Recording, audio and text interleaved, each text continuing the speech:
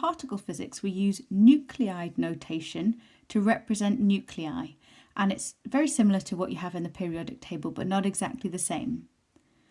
So this is the chemical symbol for the element, and down here we've got the proton number. So these are the same as in the periodic table, except that this one would be called the atomic number there. But then this one up here is the nucleon number. Now, nucleons are protons and neutrons on account of them being in the nucleus. So this number up here, it has to be a whole number. In the periodic table, this is the mass number. So you could, in the periodic table, you could have a decimal up there. Okay, and as we said, we use this notation to represent nuclei, and that allows us very easily to show isotopes. And isotopes can be thought of as different versions of the same nucleus. So here we've got two carbon isotopes, and isotopes have the same proton number but different nucleon numbers. And that means that they've got the same number of protons but different numbers of neutrons. The number of protons is what decides which element you are. So these are both carbon, but this up here decides what mass you're going to be. So this carbon nucleus is heavier than that carbon nucleus. And it also changes whether or not you're going to be stable, this one's stable, or unstable. That one's unstable. So when we write nuclear decay equations, this is how we're going to represent the nuclei. And notice that the proton number is also telling us the charge, because if you've got 6 protons, you've got +6 charge. And then the number at the top is telling us how many baryons we've got, because each nucleon is a proton or a neutron, which means it's a baryon. So this up here is telling us how many baryons we've got.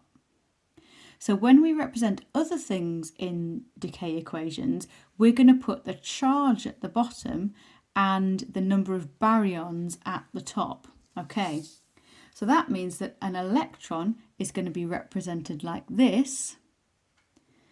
A positron is going to be like this. It's not a baryon either, but +1 relative charge. And all the neutrinos and antineutrinos just have 2 zeros.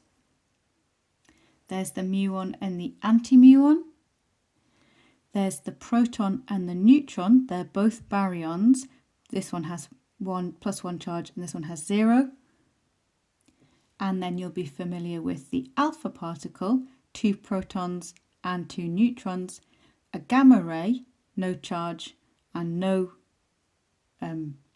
particles of any kind, and the sometimes an electron is represented with a can't remember what this Greek letter is called, but because it's a beta particle, so sometimes electrons are represented with the beta particle symbol, -1 charge and no baryons, and here's the positron, sometimes written like this. Okay, and so here is a nuclear decay equation.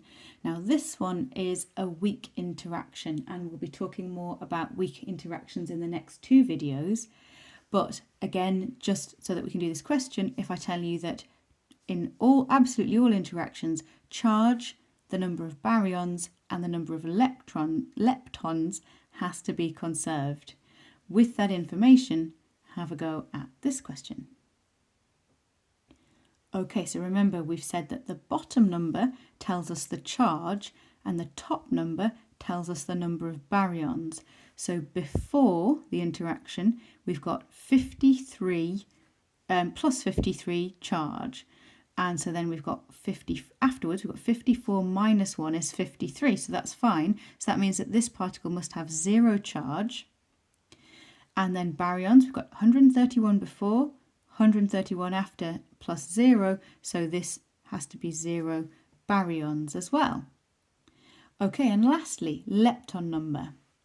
Before the interaction, we've got a nucleus, and that is made of protons and neutrons, and those are made of quarks. So there are no leptons in a nucleus. So there's no leptons in there. Just put a little 0 here. And then afterwards there's another nucleus, so no leptons in that. Now this is an electron, so it is a lepton, and its lepton number is 1, it's a lepton. And so that means that our mystery particle at the end here, we must have a -1 there. So if this is a lepton, this must be an antilepton, because we have to have 0 in total here.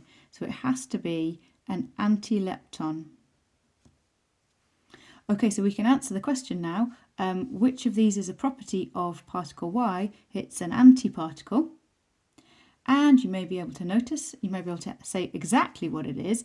It needs to be an anti-electron neutrino. And the bit we haven't mentioned yet is that if when you have to conserve the particular types of lepton as well. So if that's an electron, this has to be an electron neutrino. That bit doesn't matter for your exam.